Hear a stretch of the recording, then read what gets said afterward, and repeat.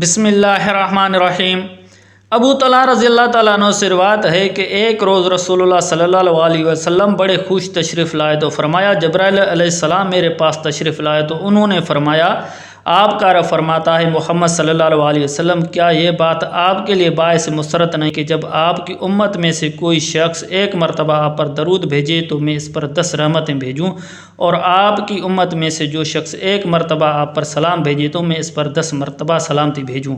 دوسری حدیث مبارکہ میں ہے عبداللہ بن مسعود رضی اللہ تعالیٰ عنہ بیان کرتے ہیں میں نماز پڑھ رہا تھا جبکہ نبی صلی اللہ علیہ وسلم ابو بکر اور عمر رضی اللہ تعالیٰ عنہ کے ساتھ تشریف فرما تھے۔ جب میں بیٹھا تو میں نے سب سے پہلے اللہ تعالیٰ کی ثنا بیان کی، پھر نبی صلی اللہ علیہ وسلم پر درود بھیجا، پھر اپنے لیے دعا کی تو نبی صلی اللہ علیہ وسلم نے فرمایا